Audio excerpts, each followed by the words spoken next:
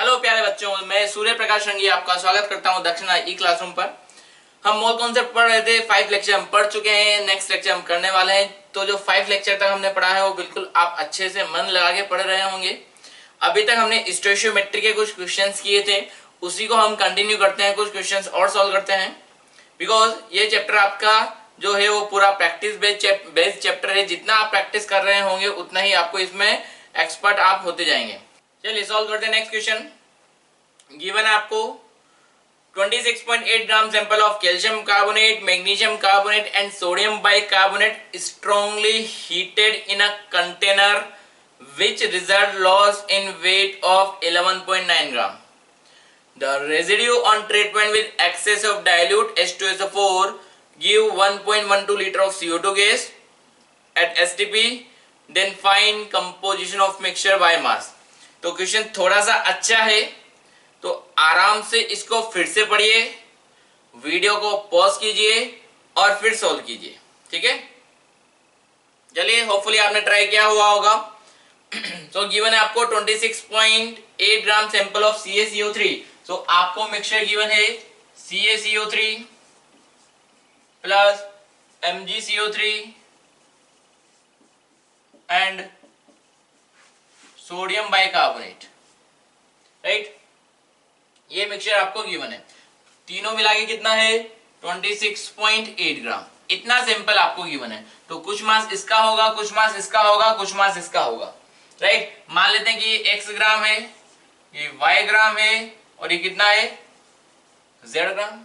अगर आपको मास पता है तो इनके मोल्स बता सकते हैं। इनके मोल्स क्या होंगे, मास बाय मोलर मास। तो यहाँ पे इसका मास x ग्राम है तो इसका मोलर मास क्या होगा, x अपॉन मोलर मास कितना है 100, तो x बाय 100 मोल इसके होंगे। इसका कितना होगा y बाय इसका मोलर मास, इसका मोलर मास होता है कितना 24 प्लस 12 प्लस 48 84 ग्राम। तो y बाय 84 मोल्स इसके हैं। एंड ये कितना है z ग्राम, तो इसका कितना होगा z बाय 84 मोल।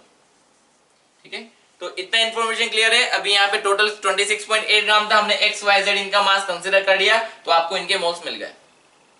अब आपको बोला था कि यहाँ पे जब इसको स्ट्रांगली हीट करते हैं तो यहाँ पे वेट लॉस कितना हो रहा है 11.9 ग्राम।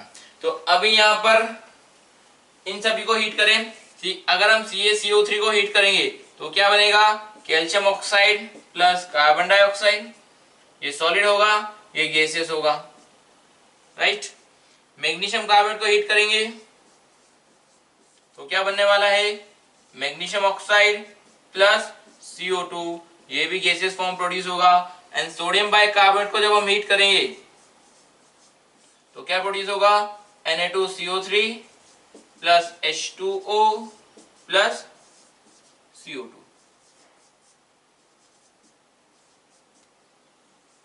राइट। तो जब आप इनको स्ट्रांगली हीट करें तो कार्बन डाइऑक्साइड गैस बाहर निकलने वाली है और वाटर वेपर भी यहाँ पर बाहर निकलने वाला है। तो जो टोटल मास लॉस हो रहा होगा वो किसकी वजह से हो रहा होगा, CO2 जो यहाँ प्रोड्यूस हो रहा है तीनों में, प्लस जो वाटर प्रोड्यूस हो रहा है उनकी वजह से।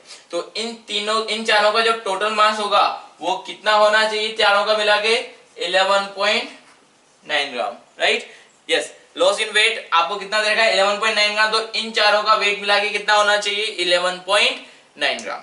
यहां तक का क्लियर है, इक्वेशन क्लियर है। अब नेक्स्ट पॉइंट की हम बात करते हैं, the residue on treatment with excess of dilute H2SO4। अब यहाँ पर ये सब तो बाहर निकल गए, बचा हुआ क्या है, यहाँ पर कैल्शियम ऑक्साइड है, मैग्नीशियम ऑक्साइड है और सोडियम कार्बोनेट है। अब इनको अगर हम H2SO4 के साथ रिएक्ट कर रहे हैं तो आपको इंफॉर्मेशन गिवन है कि यहाँ पर 1.12 लीटर ऑफ CO2 गैस बन रहा है। अब यहाँ पे CO2 गैस किन से निकल सकता है, यहाँ से तो कोई कार्बन प्रेजेंट नहीं है तो कोई CO2 नहीं निकलेगा। यहाँ पर भी कोई कार्बन प्रेजेंट नहीं है, मींस कोई CO2 नहीं निकलेगा। यहाँ पर कार्बन प्रेजेंट है, मींस CO2 यहीं से निकल रहा होगा, राइट। तो यहां से हम क्या बोल सकते हैं कि जब सोडियम कार्बोनेट यहाँ पर रिएक्ट कर रहा है तो क्या बनेगा यहाँ पर,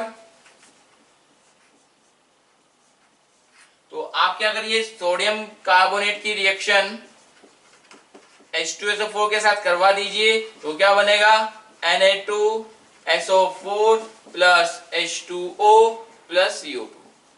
तो यहाँ पर ऐसा बोला है कि जो रेजिड्यू है, यानी अब रेजिड्यू में यहाँ पर सोडियम कार्बोनेट है, वही इसके साथ रिएक्ट करके CO2 गैस देने वाला है। ठीक है, अब यहाँ से हम देखें कि हमने क्या बोला था, ये x ग्राम है तो x बाय 100 मोल है, ये y ग्राम है तो y बाय 84 मोल, z ग्राम है तो z बाय 84 मोल। तो यहाँ पे सोडियम बाइकार्बोनेट कितना मोल था, z बाय 84 मोल, इतना मोल था। तो जितना मोल ये होगा उसका हाफ ये प्रोड्यूस होगा, जितना मोल सोडियम बाइकार्बोनेट यहाँ पर होगा उसका हाफ मोल कौन प्रोड्यूस होगा, sodium carbonate. Means sodium carbonate के कितने मोल्स प्रोड्यूस हुए होंगे, इसके half mole means Z upon 2 into 84 मोल।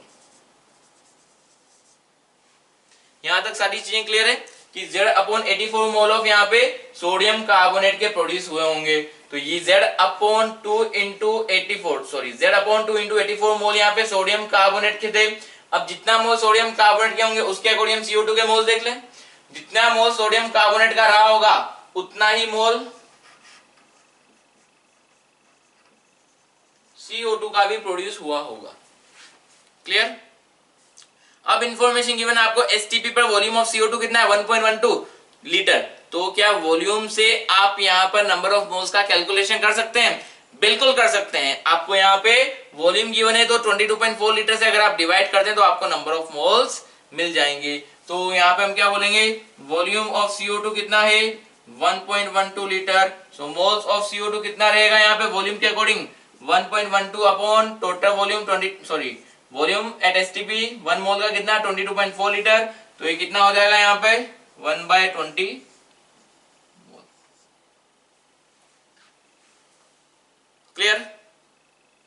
तो यहां से आपको मोल्स ऑफ CO2 मिल गए। अगर मोल्स ऑफ CO2 मिल गए तो यहां से आप Z का वैल्यू निकाल सकते हैं, राइट। तो मोल्स ऑफ CO2 कितना था Z अपॉन 2 इंटू 84, ये किसके बराबर मिला आपको 1/20 के बराबर।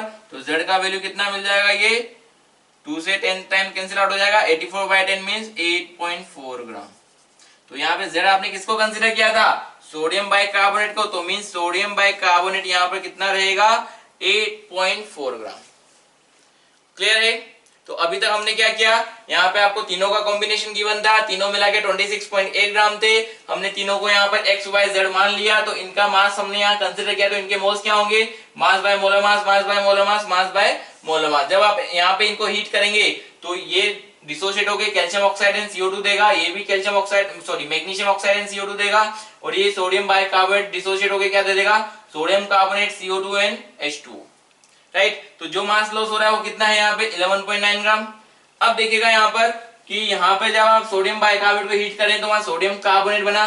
सोडियम कार्बोनेट को जब आप H2SO4 के साथ रिएक्ट करवा रहे हैं तो आपको क्या मिल रहा है यहाँ पे सोडियम सल्फेट H2O और CO2। जो CO2 लॉस हो रहा है या जो CO2 प्रोड्यूस हो रहा है उसका वॉल्यूम आपको गिवन था। तो हमने क्या किया, इस मोल्स को यहाँ पे वॉल्यूम से जो मोल्स मिल रहे हैं उसके इक्वेट कर दिया है। तो आपको यहाँ पर Z का वैल्यू मिल गया है, यानी आपको मास ऑफ सोडियम बाइकार्बोनेट यहां पर मिल गया कि सोडियम बाइकार्बोनेट का कितना मास था। क्लियर। अब अगर आपको सोडियम बाइकार्बोनेट का मास मिल गया है तो यहां पे इसका मास अगर 8.4 है तो इन दोनों का मास कितना होगा वो हम बता सकते हैं। टोटल मास में से अगर हम 8.4 माइनस कर दें तो mass of calcium carbonate and magnesium carbonate आपको यहां से पता लग जाएगा। ठीक है। तो अब हम क्या बोल सकते हैं,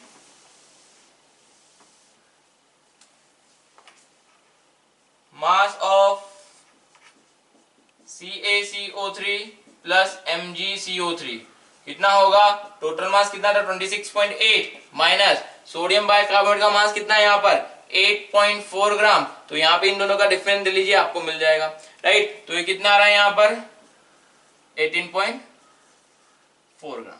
क्लियर। यानी इन दोनों का मास मिला के कितना होगा 18.4 ग्राम। ये क्लियर है। अब देखिएगा यहाँ पे जो मास लॉस हो रहा है उसमें आपको इंफॉर्मेशन गिवन थी, जो मास का लॉस हुआ वो कितना होगा टोटल 11.9 ग्राम। तो उसमें कौन कौन का लॉस हुआ, यहाँ पे CO2 भी लॉस हुआ, ये CO2 भी लॉस हुआ, यहाँ पर ये H2O का भी लॉस हो रहा है और ये CO2 का भी लॉस हो रहा है। ठीक है। अब यहां से वापस हम इक्वेशन पर आते हैं।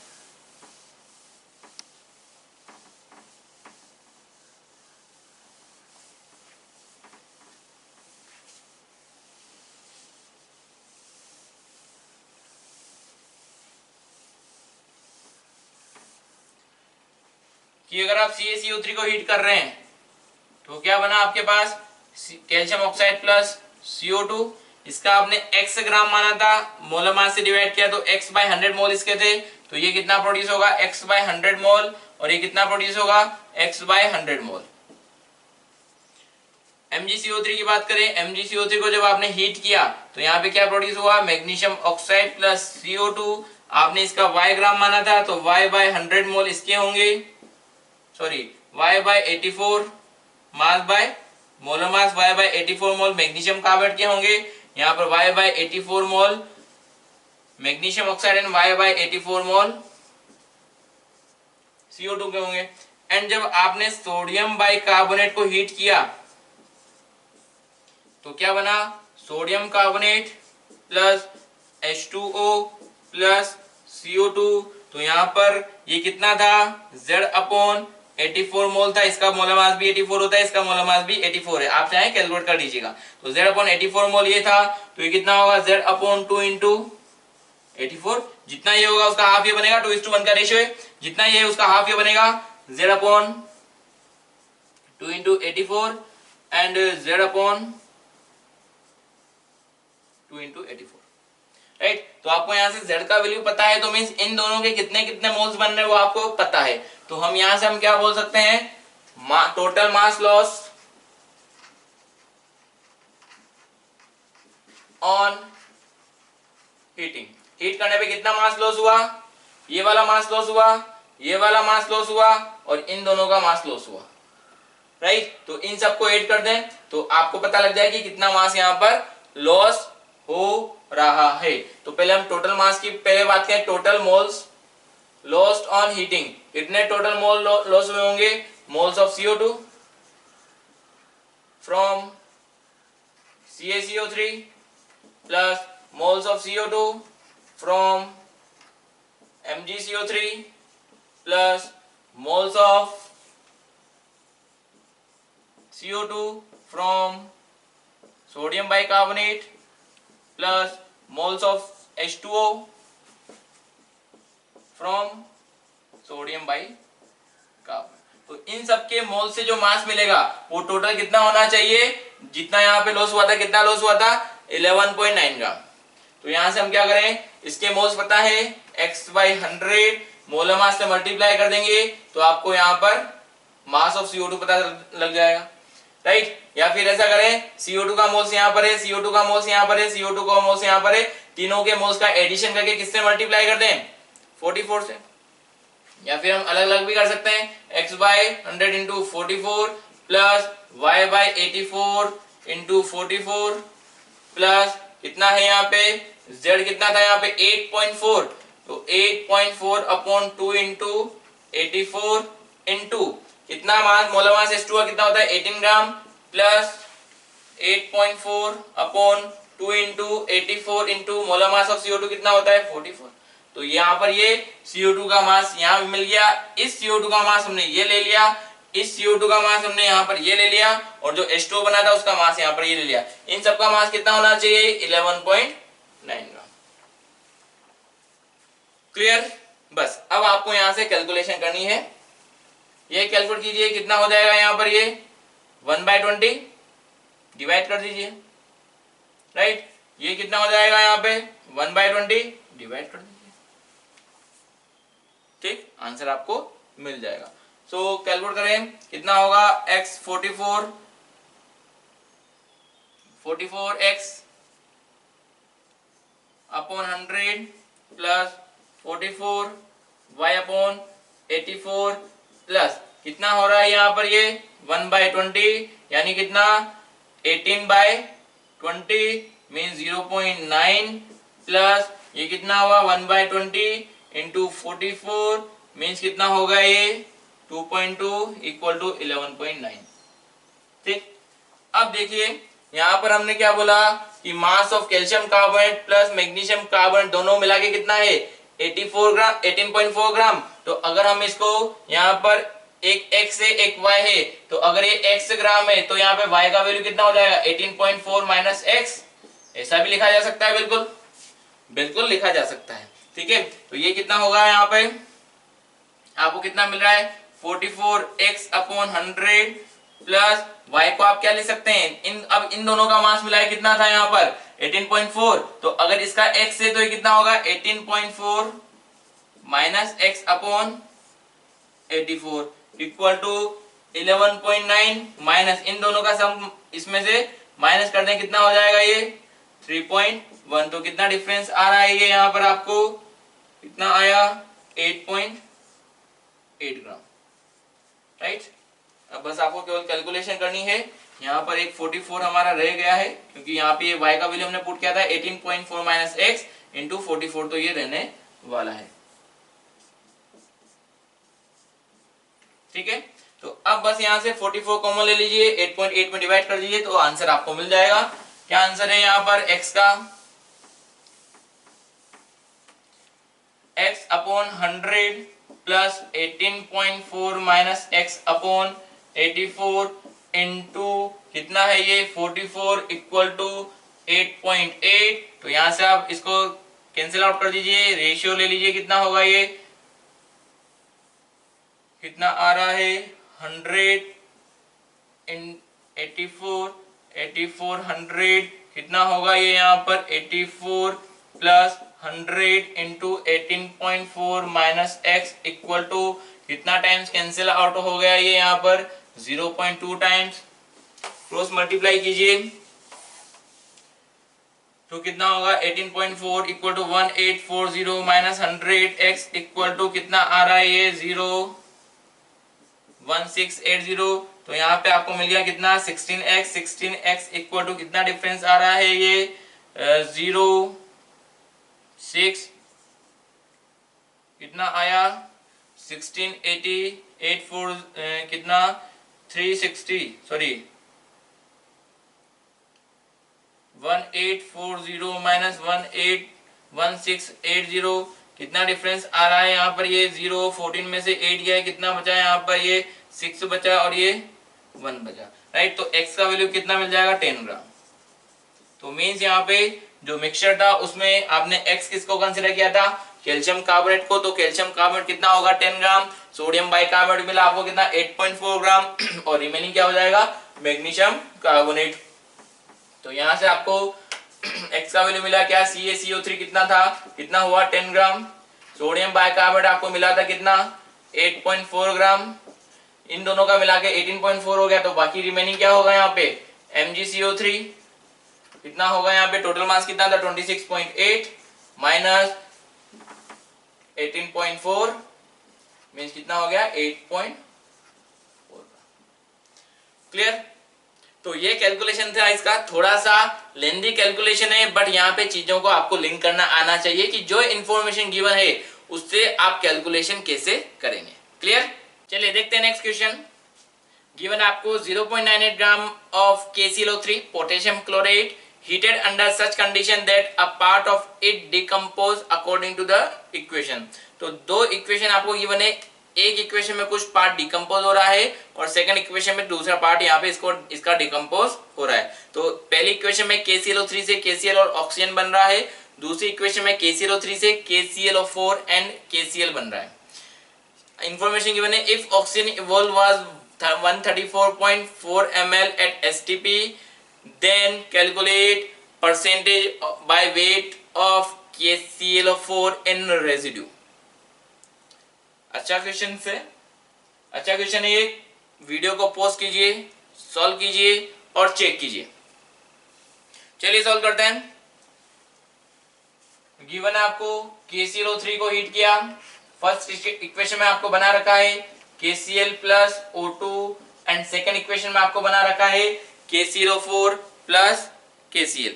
तो पहले तो हम देख लें यहाँ पे जो आपको इंफॉर्मेशन गिवन है उसमें जो KClO3 है वो कितना है 0.98 ग्राम, राइट। इसके मोल्स का हम कैलकुलेशन करें तो मोल्स कितना होगा, मोलर मास कितना होगा 39 प्लस 35.5 प्लस 48, तो इसका मोलर मास होगा 0.98 अपॉन 122.5, राइट। तो डिवाइड करके इसको कैलकुलेट कीजिएगा, ये आ रहा है आपको लगभग 8 इंटू 10⁻³ मोल के इक्वल। तो इतना मोल ऑफ KClO3 इनिशियली आपके पास प्रेजेंट था। अब आपने इसको हीट किया, इसको दो प्रोसेस में इसको ब्रेक किया। KClO3 से आपने फर्स्ट बनाया KCl plus O2 and second equation में KClO3 से आपको बन रहा है KClO4 प्लस KCl। तो आपको बताना है यहाँ पे जब आप इसको इन दो इक्वेशन में कन्वर्ट कर देंगे, इन दोनों प्रोडक्ट में कन्वर्ट कर देंगे, तो जो रिमेनिंग रेजिड्यू है उसमें KClO4 का जो मास परसेंट है वो कितना होगा, percentage of weight of KClO4 कितना होगा। तो पहली बात तो जो यहाँ ऑक्सीजन होगा वो तो बाहर निकल जाएगा, गैसेस फॉर्म होगा, KCl सॉलिड है, KClO4 सॉलिड है और ये भी KCl भी सॉलिड है। ठीक है, तो ये तो बाहर निकल जाएगा, तो रिमेनिंग ये तीन ही कंपोनेंट बचेंगे। तो इन तीन कंपोनेंट का जो टोटल मास है उसमें से इसका मास कितना परसेंट होगा वही आपको बताना है। ठीक है, तो यहाँ पे आपको इनिशियली कितना मोल गिवन है, 8 इंटू 10⁻³ मोल। पहले सभी इक्वेशन को बैलेंस करें, दोनों इक्वेशन अभी अनबैलेंस्ड है, कितना होगा यहाँ पे 3 ऑक्सीजन, यहाँ पर इसको हम 3 से मल्टीप्लाई कर दें, 3 2 जा 6, तो ये 2 से मल्टीप्लाई कर देंगे तो 2 KCl यहाँ पर बनेगा। इक्वेशन बैलेंस हो गया, इसका बैलेंसिंग करें, 4 ऑक्सीजन यहाँ पर है, 3 यहाँ पर है, तो इसको 3 से मल्टीप्लाई करें, इसको 4 से मल्टीप्लाई करें, इसको किससे मल्टीप्लाई कर दें, 4 से मल्टीप्लाई, सॉरी बैलेंस हो गया इक्वेशन। क्लियर। अब आपको गिवन है यहाँ पर कि कितना वॉल्यूम ऑफ CO2 यहाँ पर बन रहा है, 134.4 ml ऑफ CO2 यहाँ पर बन रहा है। तो पहले इस वॉल्यूम पर कितने moles of oxygen gas produce हुए होंगे वो हम देख लें, क्योंकि अगर आपको वॉल्यूम से number of moles of oxygen पता लग गए तो यहां से आप पता लगा सकते हैं कि कितना KClO3 यहाँ पर कंज्यूम हुआ होगा। क्लियर। तो अगर हम ऑक्सीजन के मोल्स का पता करें तो ऑक्सीजन के मोल्स कितना होगा, मोल्स ऑफ O2 प्रोड्यूस्ड कितना होगा, यहाँ पे वॉल्यूम कितना है 134.4 ml। वॉल्यूम अगर आपको ml में गिवन है तो 22400 से आप डिवाइड करेंगे तो यहां से आपको मिल जाएगा कि कितना मोल्स ऑफ ऑक्सीजन यहाँ पर बना होगा। तो कैलकुलेट कीजिए, ये लोगो आएगा 6 इंटू 10⁻³ मोल। तो इतना मोल ऑफ ऑक्सीजन गैस यहाँ पर प्रोड्यूस हुआ होगा। तो अगर इतना मोल ऑफ ऑक्सीजन गैस यहाँ प्रोड्यूस हुआ है तो यहाँ पर कितना मोल ऑफ ऑक्सीजन के अकॉर्डिंग कितना मोल ऑफ KClO3 लिया होगा वो हम बता सकते हैं। अगर 3 मोल ऑफ O2 बन रहा है तो उसके लिए कितना मोल ऑफ KClO3 आपको रिक्वायर्ड होता है, 2 मोल ऑफ KClO3 आपको रिक्वायर्ड होता है। तो अगर इतना मोल बना है तो उसके लिए कितना मोल ऑफ KClO3 कंज्यूम हुआ होगा फर्स्ट इक्वेशन में, तो हम क्या बोलते हैं, for first equation 3 mole O2 produced by 2 mole KClO3, so 6 into 10⁻³ mole of O2 कितने से बनेगा, 2/3 into 6 into 10⁻³ मीन्स कितना आ गया ये 4 into 10⁻³ मोल। राइट। अब इसका क्या मीनिंग है कि जो फर्स्ट इक्वेशन है उसमें कितने मोल ऑफ KClO3 कंज्यूम हो रहे हैं, 4 into 10⁻³ मोल। तो अगर आपको यहाँ पर इसके मोल्स पता लग गए तो आप बता सकते हैं KCl के कितने मोल्स यहाँ पर प्रोड्यूस हुए होंगे। अगर यहाँ पे आपको पता लगे कि यहाँ पे कितने मोल्स हैं तो यहाँ पर कितने मोल्स जा रहे होंगे इस इक्वेशन में वो आप बता सकते हैं, क्योंकि टोटल मोल्स तो कितना है 8 into 10⁻³। तो 8 into 10⁻³ से 4 into 10⁻³ तो फर्स्ट इक्वेशन में चले गए, तो रिमेनिंग 4 into 10⁻³ सेकेंड इक्वेशन में आ जाएंगे। समझ पा रहे हैं। तो उससे आप यहाँ पे KClO4 के कितने मोल्स बने और यहाँ पे KCl के कितने मोल्स बने वो बता सकते हैं। अगर आपको इन दोनों के मोल्स और इसके मोल्स पता है तो यहाँ पे आप मोलर मास की हेल्प से यहाँ पे मास निकाल सकते हैं। अगर आपको सभी का मास पता लग गया तो टोटल मास का भी कैलकुलेशन कर सकते हैं। तो टोटल मास में से इसका मास कितना परसेंट होगा वो भी आप इजिली बता सकते हैं। ठीक है, तो यहां से हम देख लें कि फर्स्ट इक्वेशन में 4 into 10⁻³ moles of KClO3 consume हो रहा है। तो यहाँ पे इक्वेशन बोल दे ये 2 KClO3 से क्या बना 2 KCl प्लस 3 O2, तो ये कितना था 6 into 10⁻³ मोल। अगर ये 6 into 10⁻³ मोल है तो ये 3 है तो ये 2 होगा, या 6 है तो ये कितना होगा 4 into 10⁻³ मोल, और ये भी कितना प्रोड्यूस होगा 4 into 10⁻³ मोल। ठीक है, इन सब के मोल से हमें पता लगे। ठीक है, moles of KClO3 in second reaction कितना होगा, टोटल कितना था 8 into 10⁻³। फर्स्ट इक्वेशन में कितना गया 4 into 10⁻³, तो सेकंड इक्वेशन में भी कितना जाएगा 4 into 10⁻³ मोल। क्लियर। अब यहाँ पे हम सेकंड इक्वेशन की बात करें, 4 KClO3 से क्या बन रहा है 3 KClO4 प्लस KCl। तो यहाँ पे 4 मोल से 3 मोल ये बनता है और 1 मोल ये बनता है। अगर यहाँ पे इसका मोल 4 इंटू 10⁻³ है तो ये इसका कितना बनेगा, यूनिटरी मेथड लगा सकते हैं। 4 से 3 बन रहा है तो 4 इंटू 10⁻³ से कितना बनेगा 3 इंटू 10⁻³ मोल, राइट। और 4 से 1 बन रहा है तो 4 इंटू 10⁻³ से कितना बनेगा 10⁻³। तो यहां तक आपका काम हो गया। आपको सभी के मोल्स पता लगे, सभी के मोल्स पता लगे तो बस काम क्या है, मोलर मास से मल्टीप्लाई करके सबका मास निकालिए, सबका मास मिल जाएगा तो आप KClO4 का मास परसेंट यहाँ पर निकाल सकते हैं कि टोटल मास में से KClO4 कितना है। रेजिड्यू में कौन होगा, ये क्लियर है, ये तो बाहर निकल जाएगा। रेजिड्यू में ये केवल 3 कंपोनेंट ही प्रेजेंट होंगे, क्लियर। तो अब देख लीजिए यहाँ से लास्ट पॉइंट,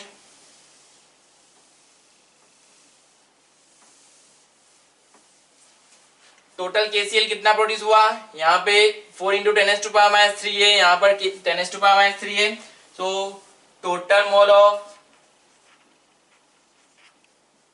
KCl प्रोड्यूस्ड कितना होगा 4 into 10⁻³ plus 10⁻³ means 5 into 10⁻³।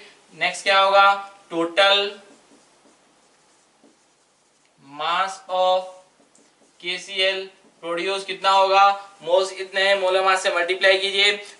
Molar mass कितना है यहाँ पे KCl का 39 प्लस 35.5, तो 5 इंटू 10⁻³ इंटू 74.5, ये मिल जाएगा आपको 0.3725 ग्राम। तो इतना मास ऑफ KCl यहाँ पर प्रोड्यूस हो रहा होगा, right. Moles of KClO4 produce, कितना मोल्स ऑफ KClO4 यहाँ पर बना होगा, कितना बना है 3 into 10⁻³ mass of KClO4 produce कितना होगा, moles into molar mass, molar mass कितना होगा 39 प्लस 35.5 74.5, 74.5 में आप कितना ऐड कर देंगे 64, तो ये मिल जाएगा अप्रोक्स यहाँ पे 138.5। तो इतना मोलर मास से आप मल्टीप्लाई करेंगे तो ये आपको मिल जाएगा अप्रोक्स कितना है ये 0.4155। तो इतना मास यहाँ पे KCl का बन रहा है, इतना मास यहाँ पे KClO4 का बन रहा है, दोनों का एडिशन कर दीजिए तो आपको यहाँ पे क्या मिल जाएगा total mass. So total mass produce कितना होगा, टोटल मास ऑफ रेजिड्यू, दोनों का एडिशन कीजिए 0.3725 प्लस 0.4155, तो कितना हो रहा है 5 2 10, 5 5 10, 5 2 7 8, 7 1 8 एंड 4 3 7, तो 0.788 ग्राम यहाँ पर रेजिड्यू का मास मिल गया। तो percentage of KClO4 in residue क्या होगा, percentage of KClO4 in residue यहाँ से मिल जाएगा, कितना परसेंट होगा, मास ऑफ KClO4 कितना है 0.4155 अपॉन 0.788, तो यहाँ से आपको परसेंटेज मिल जाएगा, ये अप्रोक्सीमेट लगभग होगा 52.77%, ठीक है। कैलकुलेशन कर लीजिएगा, 100 से मल्टीप्लाई करेंगे तो आपको परसेंटेज मिल जाएगा 52.77%, क्लियर। तो शायद आपको समझ में आया होगा कि एक्चुअली हमने प्रोसेस क्या यूज में लिया है। 2 डिफरेंट इक्वेशन गिवन थी, दोनों में थोड़ा थोड़ा मास जा रहा था, तो आपको ऑक्सीजन का इंफॉर्मेशन गिवन था, तो ऑक्सीजन की इंफॉर्मेशन से आपने देख लिया कि फर्स्ट इक्वेशन में कितना KClO3 कंज्यूम हो रहा है। तो अगर फर्स्ट इक्वेशन का आपको KClO3 मिल गया है तो सेकंड इक्वेशन में कितना KClO3 कंज्यूम हो रहा होगा वो आप बता पाएंगे। तो उसकी हेल्प से आप क्या करेंगे, प्रोडक्ट में जो भी यहाँ पे कंपोनेंट है रेजिड्यू में, उनके मोल्स के हिसाब से उनके मास को कैलकुलेट कर देंगे, क्लियर। चलिए इसको सॉल्व करते हैं। अगला question percentage purity calculation.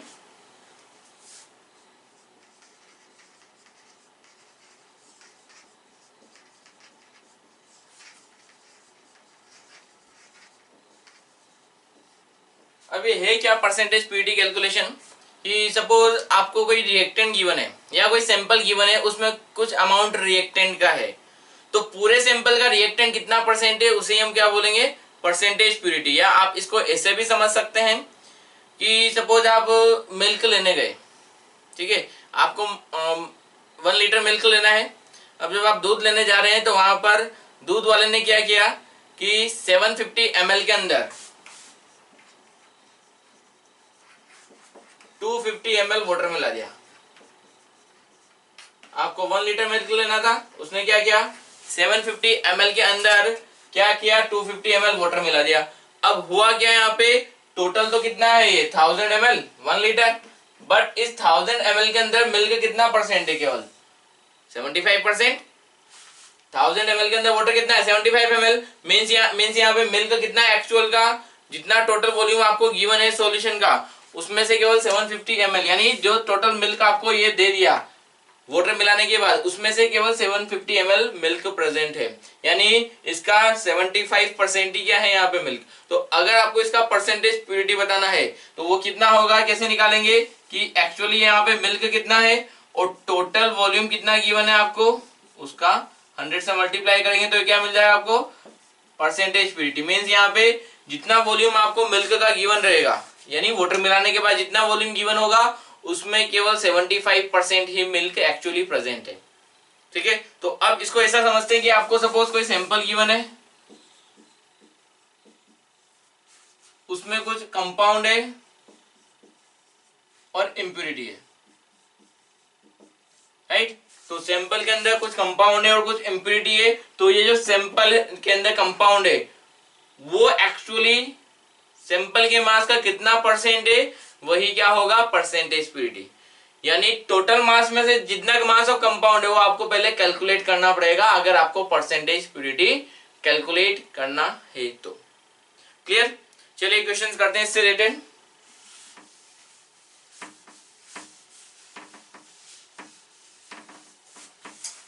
Given है आपको question, when 11.1 gram sample of calcium chloride is treated with excess of AgNO3 solution, 14.35 gram of white precipitate of AgCl formed, then find weight of calcium chloride in sample and percentage purity of sample। Clear, तो करना क्या है आपको, वही पहले balance equation सबसे पहले लिखना है कि जो आपको दे रखा है उसमें रिएक्शन क्या होने वाली। तो आपको बोला है कैल्शियम क्लोराइड को किसके साथ ट्रीट किया है, AgNO3 के साथ। तो अगर आप कैल्शियम क्लोराइड को AgNO3 के साथ रिएक्ट कराएंगे तो क्या बनने वाला है, सिल्वर और क्लोराइड क्या मिलाता है यहाँ पे, क्या बनाता है AgCl plus calcium nitrate, right. Equation को बैलेंस कर देंगे। क्लियर, अब देखिए बैलेंस इक्वेशन आपको क्या इंफॉर्मेशन दे रहा है कि अगर 1 मोल कैल्शियम क्लोराइड है तो 2 मोल ऑफ AgNO3 यहाँ पर रिएक्ट होगा and 2 mole of AgCl produce होगा and 1 mole of calcium nitrate यहाँ पर बनने वाला है। क्लियर, अब सैंपल का मास क्या था 11.1 ग्राम। इसका मीन्स अगर आपको सैंपल गिवन है तो सैंपल मॉडल लिखा हुआ है, इसका मीन्स ये श्योर नहीं है कि जो आपको उसके अंदर कंपाउंड है वो पूरा का पूरा 100% हो। मे बी वहां पर कुछ इम्प्यूरिटी हो सकती है, तो आपको चेक करना पड़ेगा कि वहां पर एक्चुअली इम्प्यूरिटी प्रेजेंट है या नहीं है। तो जनरली जब सैंपल वर्ड लिखा होता है तो वहां पे इम्प्यूरिटी होती है, पूरे के पूरे में कंपाउंड नहीं होता है। यानी 11.1 ग्राम जो सैंपल है उसमें पूरा का पूरा कैल्शियम क्लोराइड नहीं है। तो कितना अमाउंट ऑफ कैल्शियम क्लोराइड वहां पर प्रेजेंट है वो आपको कैलकुलेट करना है। क्लियर, अब देखिए यहाँ पे किस तरीके से करेंगे कि हमें पता है अगर 1 mole calcium chloride 2 mole of AgNO3 के साथ रिएक्ट होगा तो 2 मोल ऑफ AgCl ही बनेगा। यहाँ पर इनकी रिएक्शन से जो प्रोडक्ट बनेंगे वो तो ये 2 ही बन सकते हैं, राइट। अब अगर ये 1 मोल है ये 2 मोल है तो ये डेफिनेटली 2 मोल तो बनने ही वाला है। तो जो AgCl बनेगा वो इन दोनों की रिएक्शन से ही बनने वाला है, ठीक है। तो जितना मास ऑफ AgCl बनेगा उसके अकॉर्डिंग क्या कैल्शियम क्लोराइड का मास कैलकुलेट किया जा सकता है, बिल्कुल किया जा सकता है। तो आपको गिवन है यहाँ पे 14.35 gram of white precipitate of AgCl यहाँ पर बन रहा है। तो बैलेंस इक्वेशन के अकॉर्डिंग बात करें यहाँ पे 1 मोल मींस कितना होगा, इसका मोलर मास 40 प्लस 71 111 ग्राम। ये 2 मोल के साथ रिएक्ट कर रहा है, चाहे तो आप इसका मोलर मास कैलकुलेट करके पुट कर सकते हैं। ये कितना बना रहा है 2 into molar mass of AgCl। Molar mass of AgCl कितना होगा, सिल्वर का एटॉमिक मास होता है 108 प्लस 35.5, तो ये कितना हो जाएगा 143.5 ग्राम। और ये क्या बनाएगा यहाँ पे 1 मोल ऑफ कैल्शियम नाइट्रेट। हमने इनके मास नहीं लिखे हैं क्योंकि हमें इन दोनों के बीच में ही कैलकुलेशन करनी है, ठीक है। अब देखिएगा यहाँ पे हम क्या बोल सकते हैं कि अगर 2 इंटू 143.5 ग्राम ऑफ AgCl बन रहा है तो उसके लिए कितना gram of calcium chloride required होगा आपको 111 ग्राम। अब कितना बन रहा है यहाँ पे 14.35 ग्राम, तो इतने के लिए कितना gram of calcium chloride required होगा वो आप यूनिटरी मेथड के थ्रू कैलकुलेट कर सकते हैं। Since 2 into 143.5 gram AgCl formed from कितने से बन रहा है 111 ग्राम CaCl2, so 1 gram of AgCl कितने से बनेगा 111 अपॉन 2 इंटू 143.5 एंड कितना प्रोड्यूस करना है आपको 14.35। तो अगर इतना ग्राम AgCl प्रोड्यूस करना है तो कितना ग्राम कैल्शियम क्लोराइड आपको रिक्वायर्ड होगा वो यहाँ से कैलकुलेट करें 111 अपॉन 2 इंटू 143.5 इंटू 14.35, तो कितना होगा 11.1/2 ग्राम ऑफ CaCl2, राइट। तो हमने यहाँ पर इन दोनों की रिएक्शन से इतना ग्राम ऑफ AgCl बनाया, इतने ग्राम के लिए यहाँ पर कितना ग्राम कैल्शियम क्लोराइड रहा होगा वो कितना रहा होगा 11.1 ग्राम, ठीक है। तो जो सैंपल आपको गिवन था उसमें 11.1 ग्राम सैंपल गिवन था, उसमें 11.1/2 gram of calcium chloride present है। तो यहां से आप देख रहे हैं कि जितना ग्राम सैंपल है उतना पूरा का पूरा कैल्शियम क्लोराइड नहीं है। तो यहां पर परसेंटेज प्योरिटी क्या होगा, कैसे निकालेंगे, मास ऑफ कंपाउंड अपॉन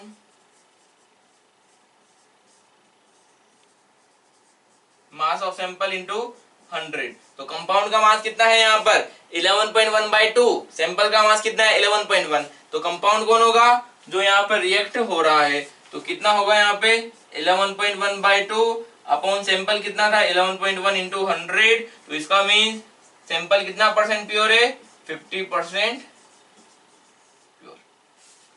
समझ पा रहे हैं, क्लियर है। चलिए नेक्स्ट सॉल्व करते हैं। नेक्स्ट क्वेश्चन गिवन है आपको 0.4 kg of marble chips when treated with excess of HCl solution. आपको दे रखा है वॉल्यूम ऑफ HCl कितना है 22.4 लीटर ऑफ CO2, सॉरी आपको गिवन है यहाँ पर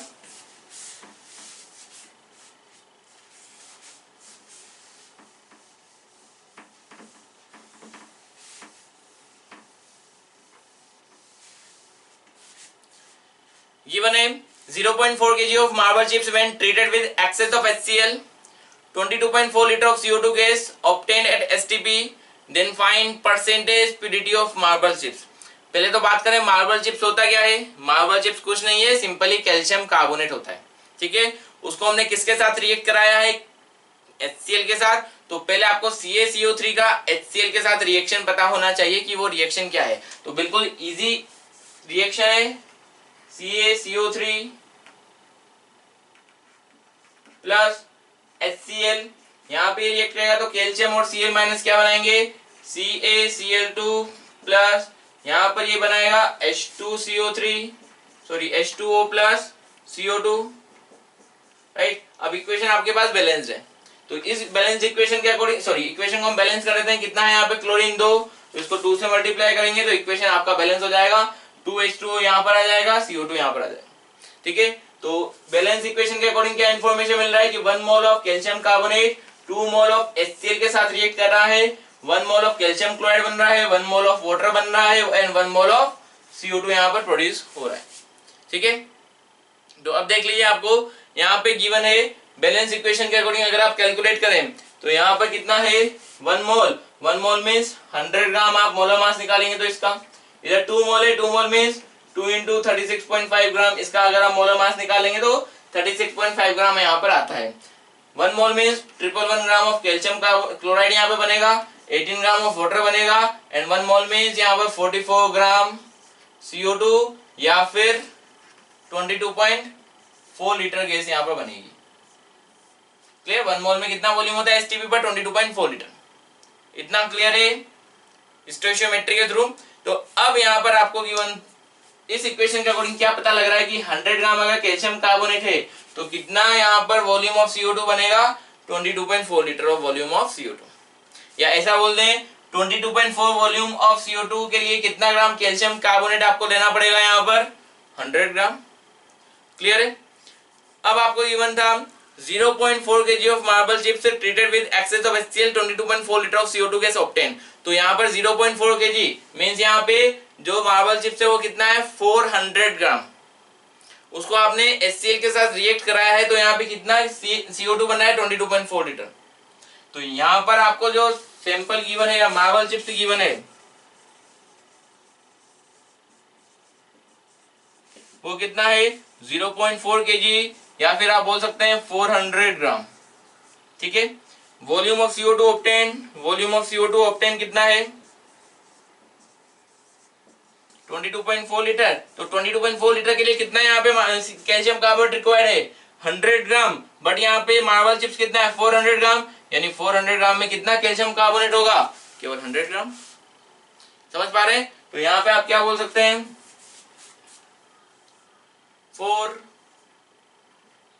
22.4 litre CO2 100 gram CaCO3 required. So in 400 gram of marble chips there is only 100 gram CaCO3। तो वहां पे कितना ग्राम CaCO3, केवल 100 ग्राम। तो अगर हम परसेंटेज प्योरिटी की बात करें तो परसेंटेज प्योरिटी क्या होगा, कितना मास है यहाँ पे एक्चुअली कैल्शियम कार्बोनेट का 100 ग्राम और चिप्स का मास कितना है, यानी जो सैंपल है एक तरीके से आप सैंपल बोलते हैं उसका मास कितना है 400 ग्राम। 100 से मल्टीप्लाई कीजिएगा तो परसेंटेज आपको मिल जाएगा कितना, यहाँ पे सैंपल 25% प्योर। क्लियर। तो इस तरीके से आप परसेंटेज प्योरिटी का कैलकुलेशन कर सकते हैं। राइट।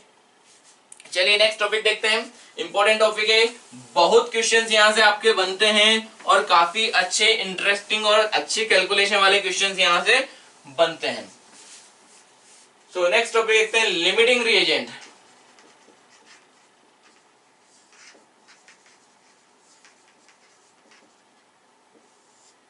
तो होता क्या है लिमिटिंग रिएजेंट, ये बाय नेम ही क्लियर है। लिमिटिंग रिएजेंट ऐसा रिएजेंट जो रिएक्शन को लिमिट कर रहा हो उसे हम क्या बोलेंगे, लिमिटिंग रिएजेंट। यानी होता क्या है कि अगर दो या दो से ज्यादा रिएक्टेंट आपस में रिएक्ट होते हैं तो स्टोइचियोमेट्री हम समझ चुके हैं कि स्टोइचियोमेट्री क्या है कि अगर यहाँ पर किसी भी रिएक्टेंट को आपको रिएक्ट करना है तो प्रोडक्ट बनाने के लिए उनका एक फिक्स रेशियो होना जरूरी है। राइट। तो अगर वो रेशियो में प्रेजेंट है सभी कंपोनेंट तो वहां पर रिएक्शन में सभी कंपोनेंट पूरा कंज्यूम हो जाएगा। इसको कैसे समझ लें, लिमिटिंग रिएजेंट को समझने के लिए आप ऐसा थोड़ा सा ऐसा सोचिएगा कि सपोज आपके पास 4 कप मिल्क है। ठीक है। आपके घर में 4 कप मिल्क रखा हुआ है और आपके गेस्ट आते हैं 6 गेस्ट। घर पे आपके 6 गेस्ट आए हैं, आपको अब इनके लिए चाय बनाना है। राइट। अब यहाँ पर आपको कोई वाटर का एडिशन नहीं करना है, जितना मिल्क है उतने के अकॉर्डिंग ही आपको टी का फॉर्मेशन यहाँ पे करना है, उतना ही चाय बनाना है। तो 4 कप मिल्क के थ्रू आप कितनी चाय बना सकते हैं, केवल 4 कप भी बना सकते हैं, बट रिक्वायरमेंट कितना का है 6 कप का है। तो यहाँ पे रिक्वायरमेंट 6 कप का था बट 4 कप है, तो यहाँ पे ये मिल्क क्या हो जाएगा, लिमिटिंग रिएजेंट। यानी यहाँ पर केवल 4 कप ही आप चाय बना सकते हैं। वो किसके अकॉर्डिंग डिसाइड हो रहा है, आपके मिल्क के अकॉर्डिंग। आपके पास शुगर एक्सेस में है, राइट। उसके अलावा टी लीव्स भी आपके पास एक्सेस में है, तो चाय पत्ती भी है, चीनी भी है, ये दोनों एक्सेस में है, बट आपके पास मिल्क कितना है 4 कप ही है। तो अगर यहाँ पर ये 4 कप है, इनके ज्यादा होने से कुछ नहीं होगा। अगर आपके पास दूध ही कम है तो आप कैसे चाय बनाएंगे, तो यहाँ पे 4 कप ही आप चाय बना सकते हैं। अगर ये ज्यादा है तो उससे कोई फर्क पड़ने वाला नहीं है, जितना मिल्क होगा उतना ही ये कंज्यूम होगा। सपोज 1 कप के अंदर आप 1 टीस्पून इसमें दोनों का मिला रहे हैं, तो ये तो एक्सेस में है।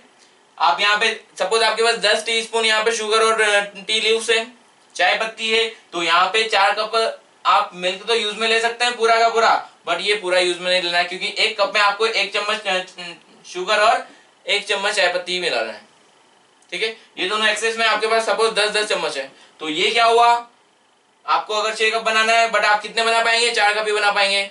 4 कप बनाने के बाद ये बचा रहेगा, बट ये दोनों खत्म, ये खत्म हो जाएगा।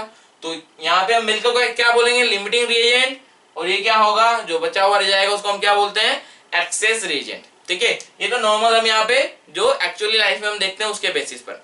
अब केमिकल रिएक्शन में हम क्या बोलते हैं कि केमिकल रिएक्शन में जब 2 या 2 से ज्यादा कंपोनेंट आपस में रिएक्ट होते हैं, तो जो एक्चुअल स्टोइचियोमेट्रिक रेशियो है, अगर उससे कोई कम प्रेजेंट है तो उसे हम क्या बोलेंगे, लिमिटिंग रिएजेंट।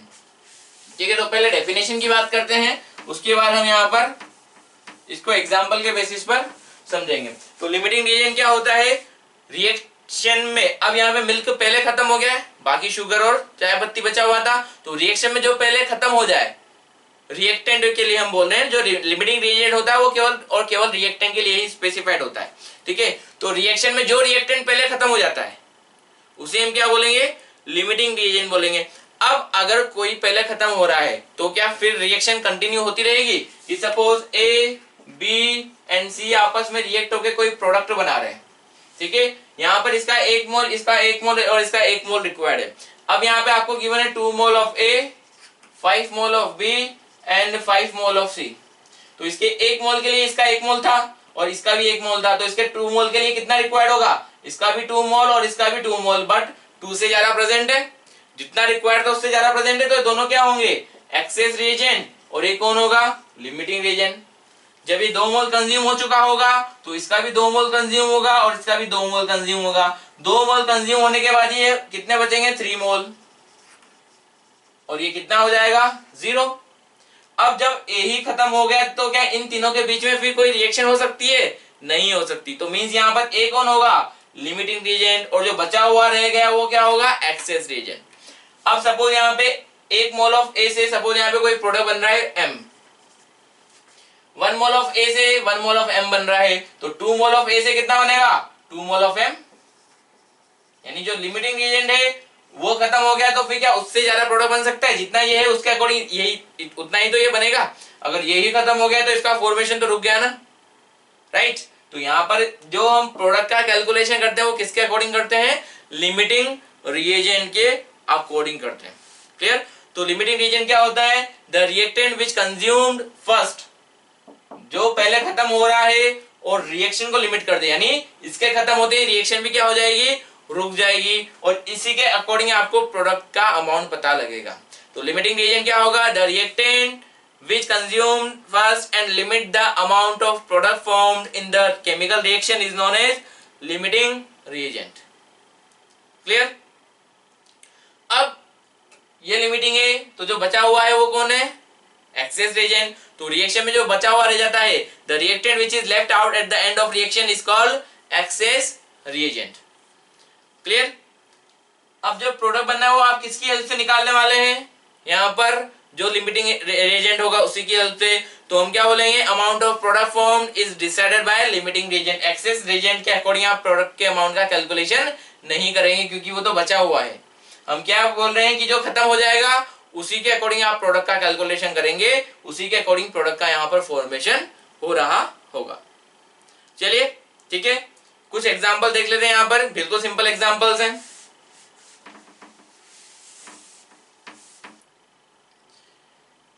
चलिए गिवन है आपको क्वेश्चंस, कुछ छोटे एग्जांपल्स गिवन है कि find limiting and access reagent.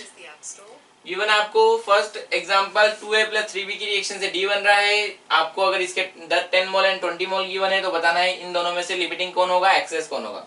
Second यहाँ पर भी एक और एग्जांपल गिवन है, नंबर ऑफ मोल्स गिवन है, बताना है कि यहाँ पे लिमिटिंग कौन होगा, एक्सेस कौन होगा। ठीक, तो फर्स्ट ऑफ ऑल आपको क्या करना है कि अगर लिमिटिंग रिएजेंट पता करना है तो सबसे पहले तो बैलेंस इक्वेशन होना चाहिए, क्योंकि विदाउट बैलेंस इक्वेशन आप लिमिटिंग रिएजेंट नहीं बता सकते। तो सबसे पहले तो हम क्या करेंगे, इक्वेशन को बैलेंस करेंगे।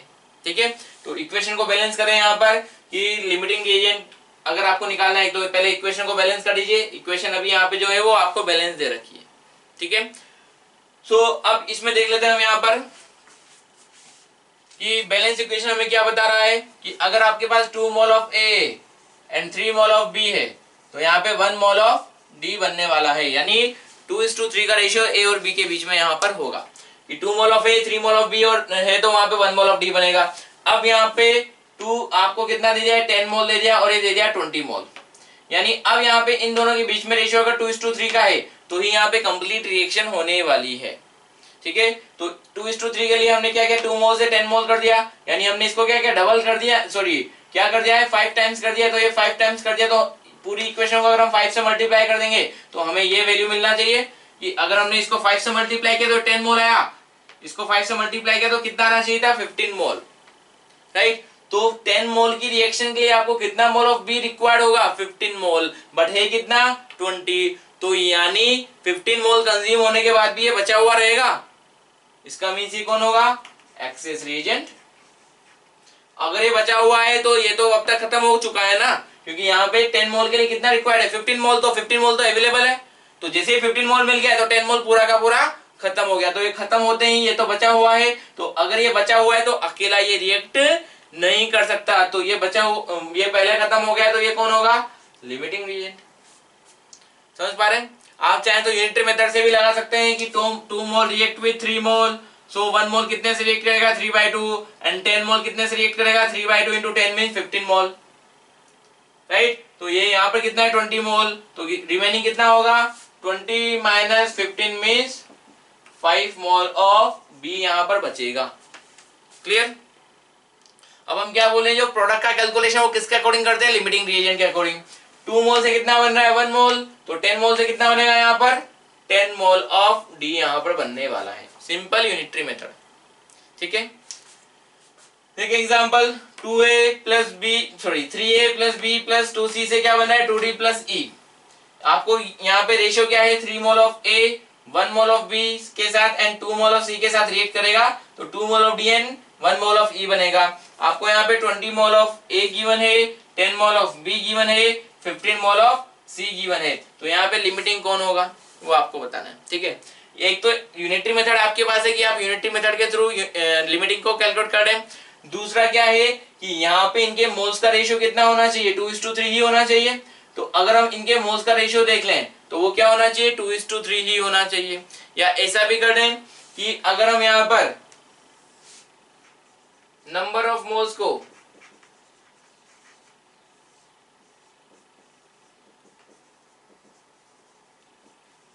स्टोइचियोमेट्रिक कोएफिशिएंट से डिवाइड कर दें,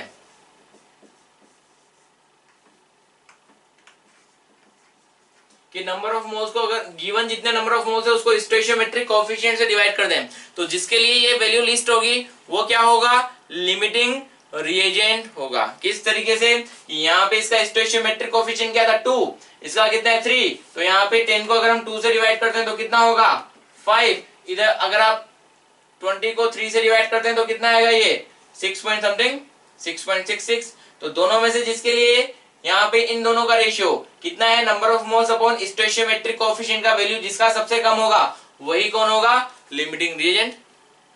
इसका मींस क्या है, यानी जितने मोल्स हैं उसके रेस्पेक्ट में कितना है, 5 टाइम्स जितना रिक्वायर्ड था स्टोइचियोमेट्रिक कोएफिशिएंट के अकॉर्डिंग, जितना रिक्वायर्ड था उसके रेस्पेक्ट में कितना है 5 टाइम्स, और ये कितना है, जितना रिक्वायर्ड था उसके रेस्पेक्ट में 6 टाइम्स, ठीक है। तो ये 5 टाइम्स ही प्रेजेंट है, ये 6 टाइम प्रेजेंट है, तो ये पहले कंज्यूम हो जाएगा। क्लियर? तो ये रेशियो क्या बता रहा है कि जितना रिक्वायर्ड था उसके रेस्पेक्ट में रिएक्टेंट कितना टाइम्स प्रेजेंट है, ठीक है। सेम यहां से हम क्या हो सकते हैं, 3 मोल बैलेंस इक्वेशन के according 3 mole of A reacts with 1 mole of B and 2 mole of C to produce 2 mole of D and 1 mole of E, ठीक है। अब आपको क्या दे दिया यहाँ पे, 20 मोल ऑफ A गिवन है, 10 मोल ऑफ B गिवन है and 15 mole of C given है। तो आपको यहाँ पे लिमिटिंग रीजन निकालना है, तो लिमिटिंग रीजन कैलकुलेट करने के लिए आप क्या करें, given moles upon stoichiometric coefficient,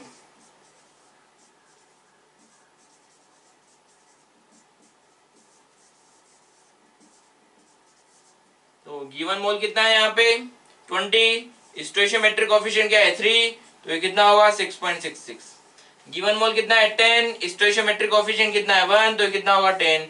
given मोल कितना है 15, स्टोइशियोमेट्रिक कोएफिशिएंट कितना है 2, तो कितना होगा 7.5। तो इसके बेसिस पे आप देख लीजिए सबसे लीस्ट कौन है, सबसे लीस्ट कौन है, ए है, तो ये कौन होगा, लिमिटिंग रिएजेंट होगा। जैसे ही ए खत्म होगा रिएक्शन रुक जाएगी, तो ये दोनों बचे हुए रहेंगे फिर, तो ये दोनों क्या होंगे यहाँ पर, एक्सेस रिएजेंट होंगे। क्लियर? आप चाहें तो इसको यूनिटरी मेथड के थ्रू भी कैलकुलेट कर सकते हैं कि यहाँ पर 3 मोल 1 मोल के साथ रिएक्शन करता है, तो 2 मोल कितने के साथ रिएक्शन करेगा, तो आपको पता लग जाएगा। ठीक, तो वो भी आपको बता दें थोड़ा सा कि since 3 mole of A react with 1 mole of B, यानी जितना मोल बी का है उसका 3 टाइम्स क्या होना चाहिए, ए होना चाहिए। तो 1 मोल है तो ये 3 मोल है, तो ये 10 मोल है, तो कितना होना चाहिए 30 मोल। बट 30 की जगह कितना है 20 ही है, तो क्या यहाँ पे ये पूरा रिएक्ट कर पाएगा, नहीं कर पाएगा। अच्छा यहाँ से देख लें, यहाँ पे 3 मोल के लिए कितना चाहिए 1 मोल, तो जितना ये है उसका 1/3 ये रिक्वायर्ड है, तो 20 का 1/3 कितना होगा यहाँ पर, ये 20 का 1/3 कितना होगा अप्रोक्स 6.66, तो 6.66 रिक्वायर्ड है, बट है कितना 10, तो जितना रिक्वायर्ड है उससे ज्यादा है। यही आप यहाँ पे लगा सकते हैं कि 3 मोल ऑफ ए से कितना बन रहा है 2 मोल ऑफ सी, तो यहाँ पे 3 mole of A react with 2 mole of C, तो 1 मोल ऑफ ए कितने से रिएक्ट करेगा 2/3, और कितना है यहाँ पे 20 मोल ऑफ ए कितने से रिएक्ट करेगा 2/3 इंटू 20 मीन्स 40/3, 40/3 मीन्स कितना आ गया ये 13.33, इतना रिक्वायर्ड है। तो इतना रिक्वायर्ड है और गिवन कितना है 15 मोल, तो मीन्स ये भी क्या है, वो तो पहले खत्म हो जाएगा, ये बचा हुआ रहेगा, तो मीन्स ये भी क्या होगा एक्सेस रिएजेंट। समझ पा रहे हैं? क्लियर? तो एक्सेस रिएजेंट या लिमिटिंग रिएजेंट देखना है तो आप क्या करेंगे, जितने मोल्स गिवन है उसको सिंपली स्टोइशियोमेट्रिक कोएफिशिएंट से डिवाइड कर दीजिए। तो यहां पर देख रहे हैं 2 mole of A, 3 mole of B and 4 mole of C react करेगा तो 5 मोल ऑफ डी बनेगा। तो यहाँ पर ये 3 कंपोनेंट गिवन है, 3 मोल्स गिवन है, तो आपको बताना है यहाँ पे लिमिटिंग कौन होगा। तो सिंपली क्या करें, जितने मोल्स गिवन है उसको क्या करें स्टोइशियोमेट्रिक कोएफिशिएंट से डिवाइड कर दीजिए। तो कितना मोल गिवन है यहाँ पे 20, स्टोइशियोमेट्रिक कोएफिशिएंट कितना है 2, तो कितना हो जाएगा 10। कितना मोल्स है यहाँ पे 27, स्टोइशियोमेट्रिक कोएफिशिएंट कितना है 3, तो कितना होगा 9। गिवन मोल कितना है 35, स्टोइशियोमेट्रिक कोएफिशिएंट कितना है 4, तो कितना होगा 8.75,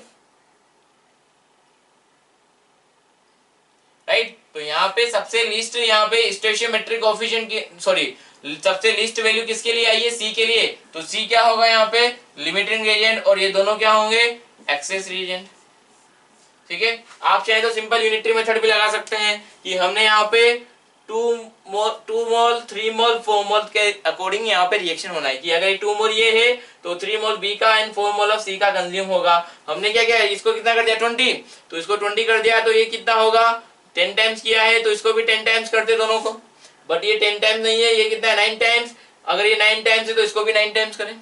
मीन्स अगर हम सबको 9 से मल्टीप्लाई करते हैं, सबको 9 से मल्टीप्लाई करते हैं तो कितना होता है 18, ये कितना होता है 27, और ये कितना है यहाँ पर 36। तो यहाँ पर अगर आप यूनिटरी मेथड लगाएं तो आप देख पाएंगे कि सबसे लीस्ट वैल्यू किसके लिए, सबसे लीस्ट वैल्यू में कौन प्रेजेंट है।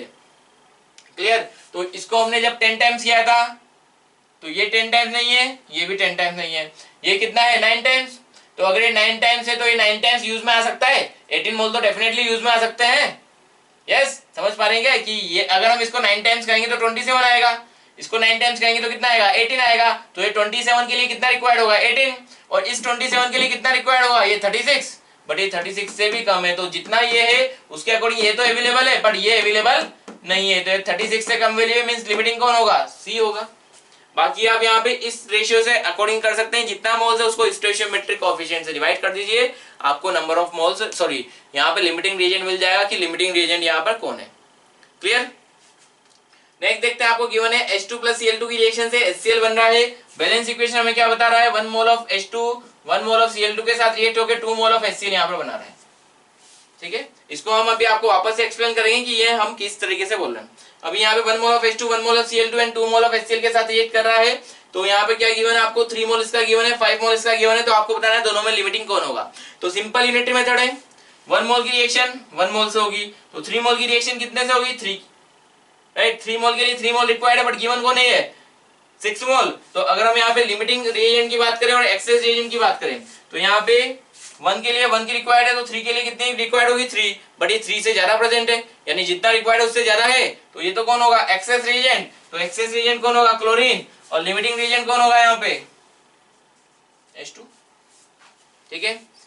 अब यहाँ पे मास के अकॉर्डिंग दे दिया, 1 मोल का मास कितना होता है 2 ग्राम, और इसके 1 मोल का मास कितना होगा 71 ग्राम। तो 2 ग्राम के लिए कितना ग्राम रिक्वायर्ड होता है 71, 2 ग्राम के लिए कितना गिवन है आपको 80, तो 2 ग्राम की रिएक्शन के लिए कितना रिक्वायर्ड होता है केवल 71, तो 71 के बाद ये क्या बचेगा, यस 9 ग्राम बचा हुआ रहेगा। तो ये बचा हुआ है, तो मींस ये कौन होगा एक्सेस रिएजेंट, ये कौन H2 कौन होगा लिमिटिंग रिएजेंट, राइट। नेक्स्ट है आपको मॉलिक्यूल के टर्म में गिवन है, तो जो मोल्स का रेशियो होता है वही मॉलिक्यूल का भी रेशियो होगा।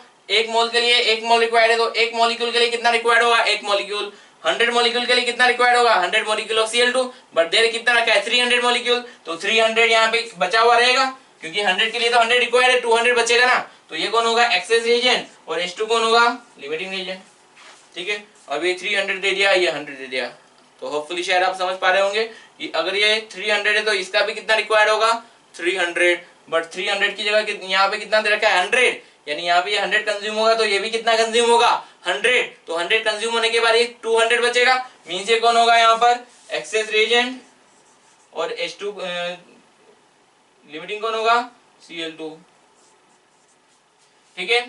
अब यहाँ in term of volume given है, तो जो मोल्स का रेशियो होता है वही वॉल्यूम का रेशियो होता है। अगर ये 1 मोल है तो ये 1 मोल कंज्यूम होगा, अगर ये 22.4 लीटर है तो ये भी कितना रिक्वायर्ड होगा 22.4, ये कितना है 11.2, अगर ये 11.2 है ये, तो ये भी उसी रेशियो में 11.2 आपको रिक्वायर्ड होगा, बट दे कितना रखा है 22.4, तो 11.2 कंज्यूम होने के बाद 11.2 यहाँ पे बचा हुआ रहेगा, तो ये कौन होगा यहाँ पर एक्सेस रिएजेंट, लिमिटिंग कौन होगा H2, क्लियर, ठीक है। चलिए ये इसको हम वापस एक बार थोड़ा सा डिटेल में आपको बता देते हैं यूनिटरी मेथड के थ्रू, कि आपको गिवन था कितना 2A plus 3B plus 4C से कितना बन रहा है 5D, तो यहाँ पे मोल्स का रेशियो क्या है, अगर 2 मोल ऑफ A है तो 3 mole of B and 4 mole of C आपको रिक्वायर्ड है, राइट। आपको गिवन कितना है 20 मोल 27 मोल एंड 35 मोल, राइट। तो अगर हमने क्या बोला कि अगर हम इसको 10 टाइम्स करें, तो 10 टाइम्स कर दे तो ये कितना होना चाहिए 20 मोल होना चाहिए, ये कितना होना चाहिए 30 मोल होना चाहिए, ये कितना होना चाहिए 40 मोल, ठीक है। तो यहाँ पे इस रेशियो में तो कोई प्रेजेंट नहीं है, बट अगर हम यहाँ पे इन सबको 9 टाइम्स करते हैं तो ये कितना होगा 18 मोल, ये कितना रिक्वायर्ड है 27 मोल, और ये कितना रिक्वायर्ड है 36 मोल, ठीक है।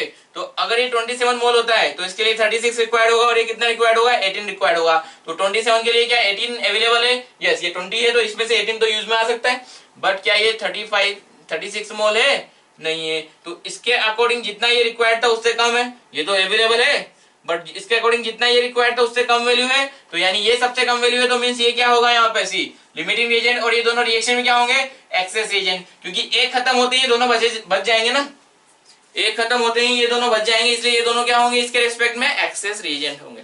जो प्रोडक्ट का कैलकुलेशन वो आप किसके अकॉर्डिंग करते हैं लिमिटिंग के अकॉर्डिंग। 4 मोल से कितना बनता है 5 मोल, तो 1 से कितना बनेगा 5/4, और 35 से कितना बनेगा 5/4 इंटू 35 मोल, क्लियर। तो ये यहाँ पर लिमिटिंग रिएजेंट का थोड़ा सा एक्सप्लेनेशन था, इससे रिलेटेड क्वेश्चन हम नेक्स्ट क्लास में करेंगे, इसको आप अच्छे से रिवाइज कीजिएगा, जितने क्वेश्चंस हमने आज किए उसको फिर से सॉल्व कीजिएगा, प्रैक्टिस कीजिएगा, और होमवर्क को बराबर टाइम टू टाइम सॉल्व करते रहें ताकि आपको पूरा सब्जेक्ट और नॉलेज में आता रहे, क्लियर। चलिए इसको हम नेक्स्ट क्लास में कंटिन्यू करेंगे, आज तक के लिए इतना ही काफी है, नमस्कार।